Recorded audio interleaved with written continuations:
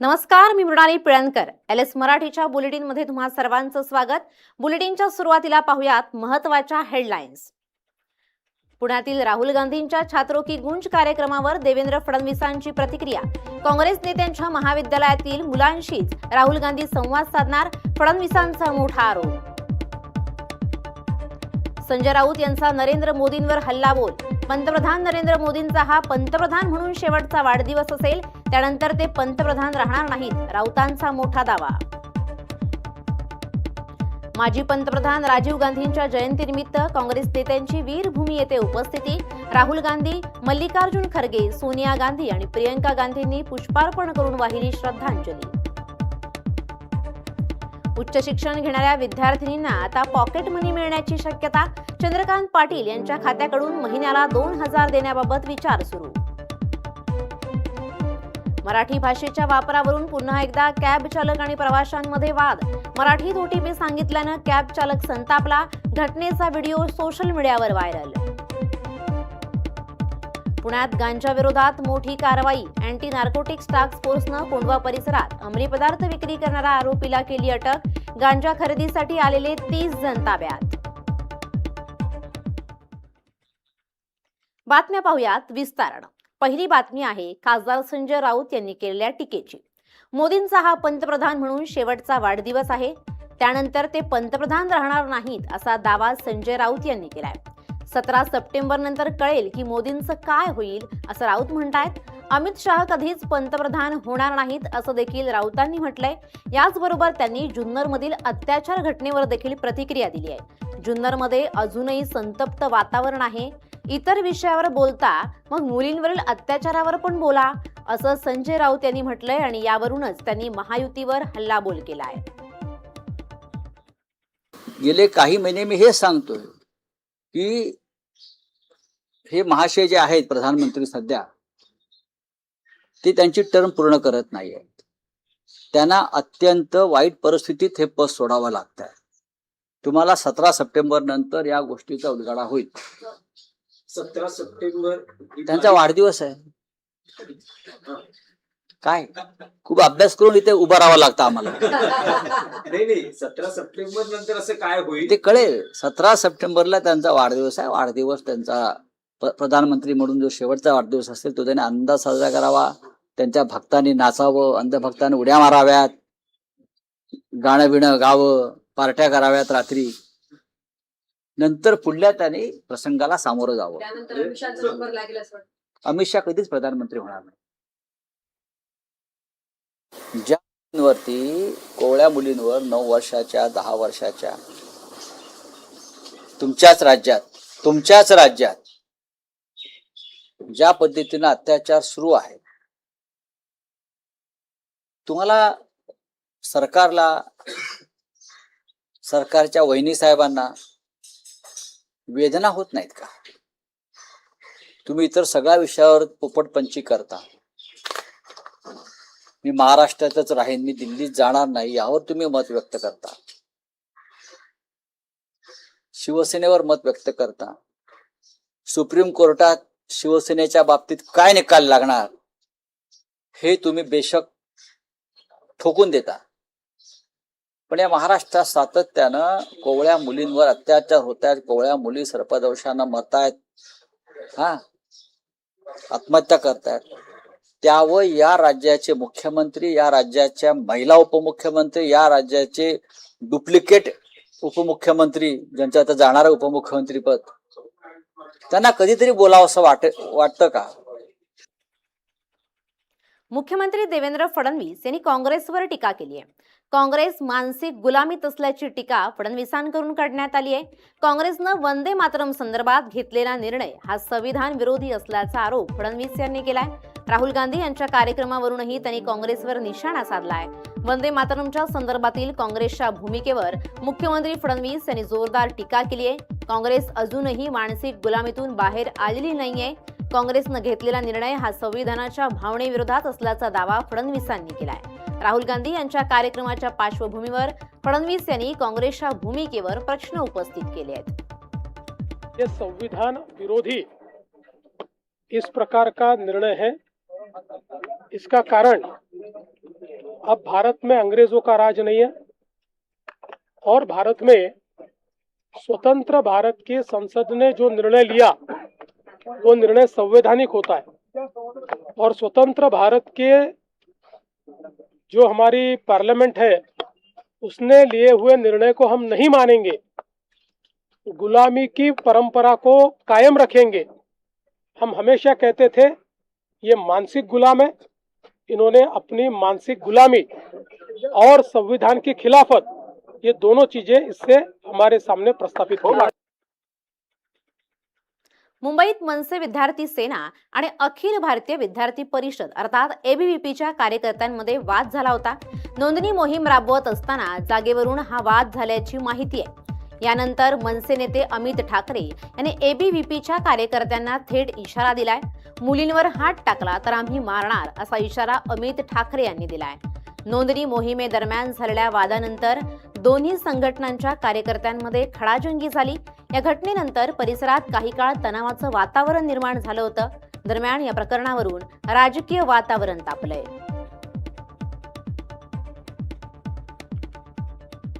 आपण 1 ऑगस्टला जेव्हा जाहीर केली, मला वाटतं हे एबीव्हीपीचं पहिल्यांदा नाहीये। हे अनेक वर्ष मी विद्यार्थी सेनेचा अध्यक्ष व्हायच्या आधीपासून चालू आहे की आपण कधीही काय अनाऊन्स केलं तिकडे बाजूला येऊन स्टॉल लावतात, कारण विद्यार्थी त्यांना विचारत नाही। त्याच्यामुळे आयत्या ते ह्याच्यात पाणी काय हात धुवून घेऊ आपण, तसं त्यांचं झालंय। त्यांना सांगितलेलं कॉलेजनी साठेचा विषय ना, की कॉलेजच्या आत तुम्ही स्टॉल लावू नका किंवा गेटवर लावू नका। आपण सगळ्यांचा मान ठेवून बाहेर लावतो, ह्यांनी गेटवर लावला।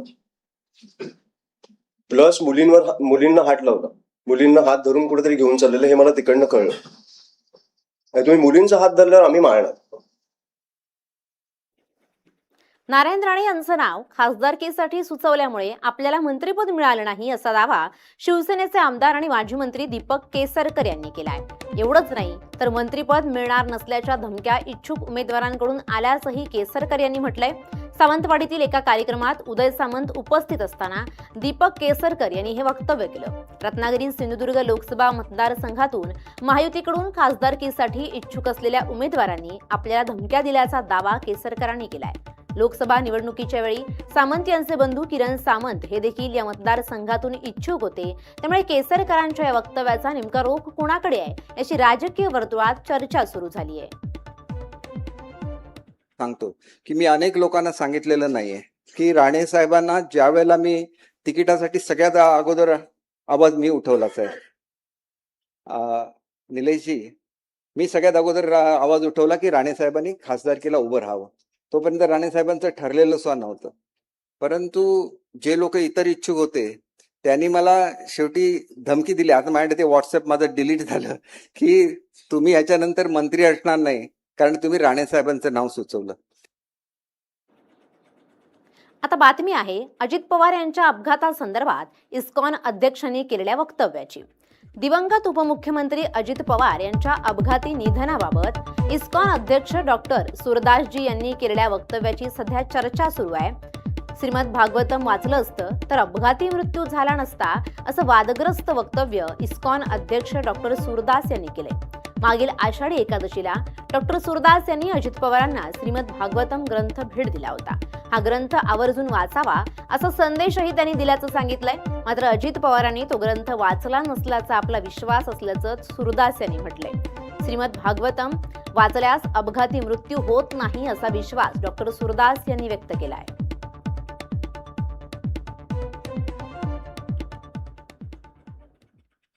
जो भी आप लैंग्वेजेस में भली भांति जानते हैं, और सबसे बड़ा इम्पोर्टेंट चीज आपको बता दो, और जो भी ये व्रत संपूर्ण रूप से अपने जीवन में पढ़ लेता उसको अपरम मृत्यु नहीं होती। मैंने लास्ट आषाढ़ी एकादशी को अजीत पवार जी को अपने हाथों से उनको प्रेजेंट किया था और मैंने उन्हें निवेदन किया था कि कृपा करके इस ग्रंथ को जरूर पढ़ें, और मुझे पूरा विश्वास है कि उन्होंने उसको पढ़ा नहीं।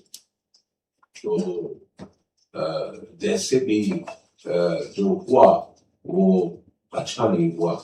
मैंने उनको दिया था लास्ट आषाढ़ी एकादशी को, मैंने उनके कक्ष में उनको भेंट किया था और मैंने बार बार यही बोलता रहा। शायद उस दिन याद होगा, आप बहुत से पत्रकार लोग उनके कक्ष में भी थे, मैंने उनको बताया तो आप कृपा करके इसको पढ़े जरूर पढ़े, इसको एक अन्य किसी पुस्तक की तरह मत समझे आप। So anyway, now I would like to present you Vaishnav, Dr. Vaishnav Ami Prabhu, and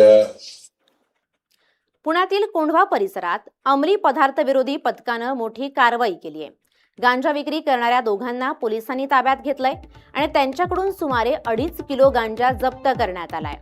अंमली पदार्थ विरोधी टास्क फोर्सनं कोंढवा परिसरात ही कारवाई केली आहे. गणेश पाटोळे आणि आजू अहमद शेख यांना ताब्यात घेण्यात आलंय. याबाबत अधिक माहिती देत आहेत आमचे प्रतिनिधी अमोल धर्माधिकारी. अमोल, पुण्यात ही मोठी कारवाई करण्यात आलेली आहे आणि यामध्ये 30 जणांना ताब्यात घेण्यात आलंय.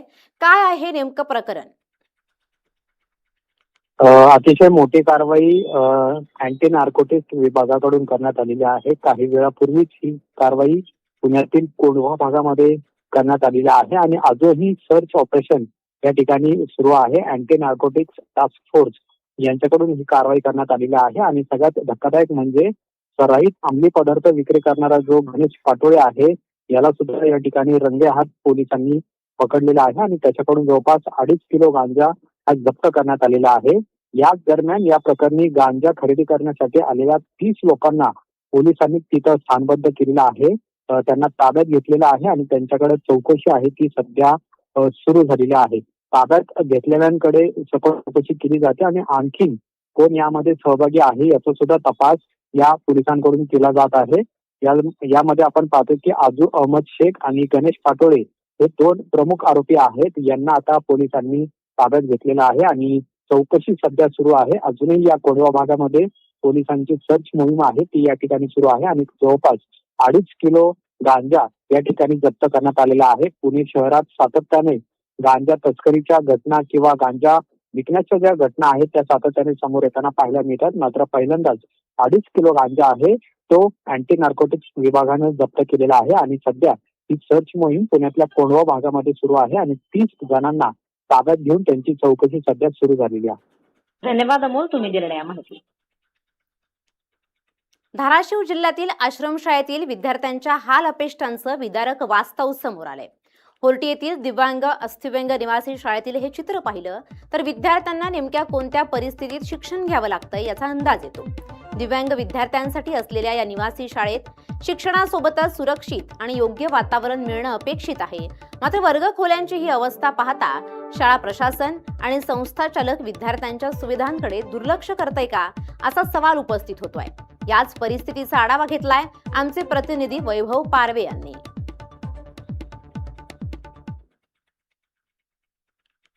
तालुक्यातील होर्टी येथील डॉक्टर बाबासाहेब आंबेडकर अस्थिव्यंग विद्यालयातील एक विदारक सत्यकाल समोर आले. एक व्हिडिओ व्हायरल झाला. या व्हिडिओमध्ये दिसलं होतं की विद्यार्थ्यांच्या ताटामध्ये अन्न नाही आहे, तर इतर देखील पुरेशा काही सुविधा विद्यार्थ्यांना नाही आहेत. आपण आता सध्या त्याच होर्टी येथील डॉक्टर बाबासाहेब आंबेडकर अस्थिव्यंग विद्यालयामध्ये आहोत. आपण परिस्थिती एकूण पाहूया. एकंदरीत या ठिकाणी वर्ग सुरू आहे, विद्यार्थी आहेत, आपण शिक्षक देखील आहेत त्या ठिकाणी. आपण जाणून घेऊयात. दीदी काय सांगशील, जेवण मिळतंय का? जेवण मिळतंय का दीदी? दीदी जेवण मिळतंय? मिळतंय. काय काय असतं जेवणात? जेवणाला कधी भाकर असते, कधी चपाती असते, भाजी, वरण, वांग्याची भाजी, मसुरीची डाळ, भात वगैरे असतं. आठवड्याला चिकन मटण असतं. परत पुरणपोळी करतात सणाला. भैया जेवणाची क्वालिटी कशी आहे? मिळते का जेवण चांगलं? काय काय असतं जेवणात? जास्त सांगितलं. काय असतं? तू जेवत नाही का? जेवतो. सांग मग काय काय असतं जेवणात? भाजी, चपाती, भाकर, भात. सर, शाळेचा व्हिडिओ व्हायरल झाला मला माहीतच नाही. म्हणजे आज पाहिलं मी प्रत्यक्ष, पण ते कधी घेतला काय म्हणजे त्याच्याबद्दल मला परिस्थिती ज्ञात नाही. आता तुम्ही प्रत्यक्ष इथं पाहायला लागलात, विद्यार्थ्याकडून तुम्ही काय म्हणजे विचारणा करून घेतलेली आहे, वस्तुस्थिती तुम्ही जाणून घेतलेली आहे. व्हिडिओ चुकीचा आहे असं माझं स्पष्ट मत आहे. त्या व्हिडिओ दिसतंय की विद्यार्थी जेवायला बसले, ताटात अन्न नाही, काय नाही, सुविधा नाही. आता त्यांचं जेवण संपलं होतं. त्या म्हणजे जेवण संपलं असल्यामुळे तर ताटात आणणं असण्याचा प्रश्नच येत नाही ना. बरं ते व्हिडिओज कधी झालाय मला माहित नाही. जो काही व्हिडिओ व्हायरल झाला तो वस्तुस्थितीला धरून नाही आहे काय. आता तुम्ही स्वतः वस्तुस्थिती पाहिलेली आहे. तो व्हिडिओ केव्हाचा आहे, कोण व्हायरल केलं ते आम्हाला काही त्याची कल्पना नाही. मी वैभव पारवे, LS मराठी, तुळजापूर, धाराशिव. आता पाहुयात वेगवान घडामोडी. पुण्यात ओबीसी नेते नवनाथ वाघमारे यांच्यावर गुन्हा दाखल. 2 समाजात तेढ निर्माण होणारं विधान केल्याप्रकरणी गुन्हा दाखल. माजी पंतप्रधान राजीव गांधी यांना जयंतीनिमित्त काँग्रेस नेते राहुल गांधी, काँग्रेसचे राष्ट्रीय अध्यक्ष मल्लिकार्जुन खरगे, सोनिया गांधी आणि प्रियंका गांधी यांनी पुष्पार्पण करून श्रद्धांजली वाहिली. वीरभूमी येथे श्रद्धांजली वाहिली. राहुल गांधींच्या छात्रों की गूंजसाठी पोलिसांकडून 30 अटींसह परवानगी. राहुल गांधींच्या पुणे दौऱ्यासाठी काँग्रेसची जोरदार तयारी. SSPMS मैदानावर होणार छात्रों की गूंज कार्यक्रम. लातूरच्या उजनीमध्ये CGPचे प्रमुख अभिजित दिपकेंकडून उजनी जिल्हा परिषद शाळेची पाहणी. स्कूल ठीक करो अभियानाअंतर्गत शाळेला भेट देत अनेक प्रश्न उपस्थित. वाशिममध्ये पावसाळ्याच्या पार्श्वभूमीवर कृषी उत्पन्न बाजार समितीची मोहीम. व्यापाऱ्यांचा माल हटवून ओटे केले मोकळे. पुण्यातील भूमकर चौकात स्कूल बसला आग. सुदैवानं कोणतीही जीवितहानी नाही. वाशिममध्ये आयशर ट्रकची 2 दुचाकींना धडक. 1 ठार तर 3 गंभीर जखमी. ट्रक चालक दारूच्या नशेत असल्यानं अपघात. मुंबई पुणे एक्सप्रेस वेवरील मिसिंग लिंकवर एका कारमधून जीवघेणा स्टंट केल्याचा धक्कादायक व्हिडिओ समोर. भरधाव वेगानं धावणाऱ्या कारमधून अर्धशरीर बाहेर काढत तरुण सेल्फी घेत असल्याचा प्रकार. छत्रपती संभाजीनगरच्या खंडाळा गावात नीट पेपरनं पुन्हा एक घेतला तरुणाचा बळी. पुढच्या जन्मी नक्कीच डॉक्टर बनेल, काळजी घ्या आणि आनंदी रहा अशा मजकुराची चिठ्ठी लिहून आत्महत्या. छत्रपती संभाजीनगरमध्ये शासन आदेश डावलून पदभरती. 6 नर्स आणि 10 डॉक्टरांच्या नियुक्तीची चौकशी. तातडीनं अहवाल सादर करण्याचे निर्देश. आता वेळ झाली आहे बुलेटिनमध्ये इथेच थांबण्याची. तुम्ही पाहत रहा LS मराठी.